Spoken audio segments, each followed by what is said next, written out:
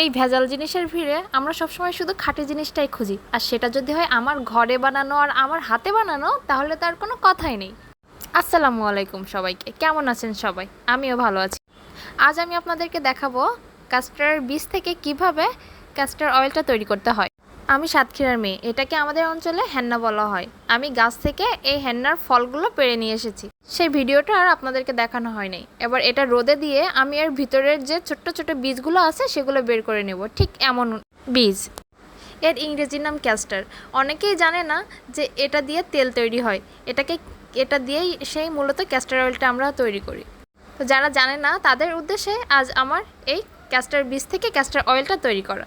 দেখুন, আমার এতগুলো বীজ সংগ্রহ করেছি এবং এই বীজগুলো দিয়েই আমি আজ ক্যাস্টর অয়েলটা তৈরি করে আপনাদেরকে দেখাবো। এই বীজগুলো দেখতে অনেক সুন্দর। এগুলো না এক একটা নুড়ি পাথরের মতো, একটা যখন আরেকটার গায়ে ধাক্কা লাগে তখন অনেক সুন্দর একটা সাউন্ড আসে। আচ্ছা, এই বীজগুলো দেখতে আমার অনেক ভালো লাগে। এই বীজগুলো কিন্তু আমি রোদে দিয়ে তারপরে এই সংগ্রহ করেছি এবং এগুলো এখন আমি একটু ভেজে নিব। ভেজে নেওয়ার পরে এগুলো ব্লেন্ড করব, বা শিলপাটায়ও কেউ বেটে নিতে পারেন। তারপর তেল তৈরি করব। আচ্ছা, আমি আগে অর্ধেক পরিমাণে বীজ ভেজে নিব, কারণ পুরা বীজ দিলে একসাথে ভাজতে অসুবিধা হবে। যার জন্য আমি অর্ধেক পরিমাণে বীজ আগে ভেজে নিব, যাতে প্রত্যেকটা বীজের গায়ে আগুনের তাপটা লাগে এবং সুন্দর মতো ভাজা হয়। তো আমি অর্ধেক পরিমাণে বীজ দিয়ে দিলাম, এখন ভেজে নিব। এটা অনবরত নাড়তে হবে যাতে তলার দিকগুলো পোড়া লেগে না যায়। প্রত্যেকটা বীজই খুব সুন্দর করে ভেজে নিতে হবে। দেখেন কিভাবে খুব সহজে আমরা অথেন্টিক জিনিসটা পেতে পারি। এই একই রকমের একই তেল হয়তো আমরা বাজারে খুব অল্প দামে কিনতে পারবো, কিন্তু তারপরেও এটা আমার মনের শান্তি। আমি যেটা নিজের হাতে বানাচ্ছি, নিজের বাসায় বানাচ্ছি, তার মানে এটা আমার মনের শান্তি যে না, এটা নির্ভেজাল খাঁটি জিনিস, পুরাটাই খাঁটি। যতটুকু হোক ততটুকুই খাঁটি জিনিস। এটা আমি মনের আনন্দে ব্যবহার করতে পারি। এটা আমার ভালো লাগার একটা জায়গা। যে কোনো জিনিস আমি নিজের হাতে করতেই ভালোবাসি। যাই হোক, এটা আপনাদের সাথে কথা বলতে বলতে দেখেন অনেকটা লাল হয়ে এসেছে এবং বাদামি কালার হয়ে এসেছে। তো এরকম করে নাড়তে নাড়তে একবার যখন ভাজা ভাজা হয়ে যাবে তখনই আমি এটা নামিয়ে নিব। এবার আমি এটাকে নামিয়ে নিব। হ্যাঁ, এই যে এটাকে নামিয়ে নিলাম এবং এরপরে বাকি অংশটুকু একই রকমভাবে ভেজে নিব। এগুলো ভাজার সঙ্গে সঙ্গেই গুঁড়া করা যাবে না, আমি একটু ঠান্ডা করে নিব, নেওয়ার পরে গুঁড়া করে নেব। ঠিক আগের বারের যেমন করে ভেজে নিয়েছিলাম সবগুলো বেশ বাদামি কালার করে, এই ব্যাচগুলোটাও আমি ঠিক একই রকমভাবে ভেজে নিব। বাদামি কালার যখন হয়ে আসবে তখন নামিয়ে নিব। এগুলো অনবরত নাড়তে থাকতে হবে, না হলে নিচে পুড়ে যেতে পারে। এভাবে নাড়তেই হবে। নাড়তে নাড়তে একটা পর্যায়ে দেখবেন সবগুলো বেশ সুন্দর মতো ভাজা হয়ে গেছে এবং সুন্দর একটা স্মেল বাইর হয়।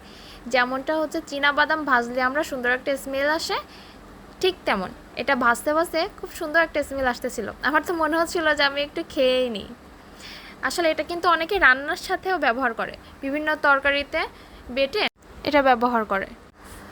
আমি এটাকে বেশ বাদামি করে ভেজে নিচ্ছি। নেওয়ার পরে এখন নামিয়ে নেব, নিয়ে একটু ঠান্ডা হতে দিব, তারপর এটাকে ব্লেন্ড করব। আমি এটাকে একটু রেস্টে রেখে দিব। সবগুলো আমি একসাথে নামিয়ে নিচ্ছি। সবগুলো নামিয়ে নিলাম। এরপরে একে একটু বেশ 10-15 মিনিটের জন্য রেস্টে রাখবো।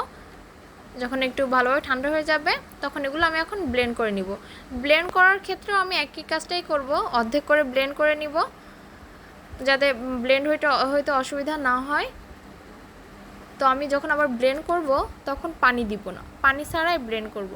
অল্প সময়ের মধ্যে ব্লেন্ড হয়ে যাবে। দেখুন, আমি অর্ধেক পরিমাণে দিয়ে দিলাম। এতে কিন্তু আমি একটুও পানি ব্যবহার করব না।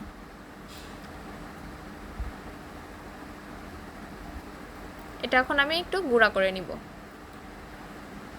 এটা ঠিক গুঁড়া হবে না, একটু পেস্টের মতো হবে।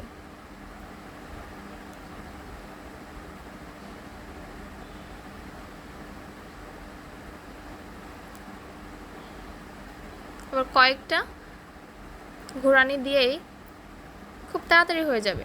এটা একটু পেস্টের মধ্যেই হবে, এটা গুঁড়া হবে না, কারণ এর ভিতরে অনেক পরিমাণে তেল তো। গুঁড়া হইতে হইতে যখন তেলটা বাইর হয়ে আসবে, অলরেডি তখন তেলটা বাইর হওয়া শুরু করবে, তখন থেকে এটা গুঁড়াটা পেস্ট হয়ে যাবে, তেলের সাথে গুঁড়াটা মিশে পেস্ট হয়ে যাবে। দেখুন কেমন করে মানে গুঁড়াটা এখন তেলের সাথে মিশে পেস্ট হয়ে গেল।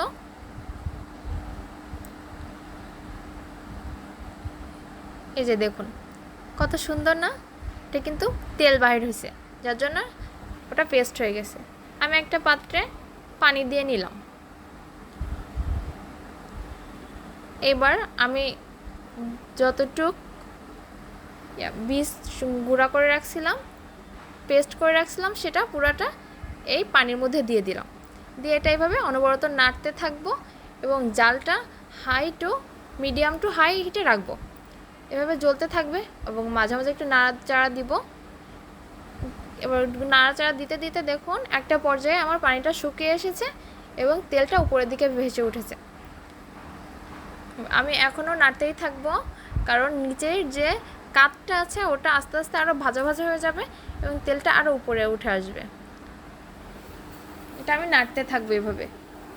এই লাস্ট পর্যায়ে কিন্তু নাড়াচাড়াটা মানে কমানো যাবে না, নাড়তে থাকতে হবে বেশি করে। এর আগে এত নাড়াচাড়া না করলেও, যখন বেশি পানি থাকবে তখন নাড়াচাড়া একটু কম করলেও হবে, কিন্তু পানিটা যখন শুকিয়ে আসবে তখন আপনাকে কিন্তু বেশ নাড়াচাড়ার মধ্যেই থাকতে হবে, নাহলে কিন্তু আবার তলায় লেগে যেতে পারে। এই যে দেখুন কত তেল উঠে আসছে উপরে।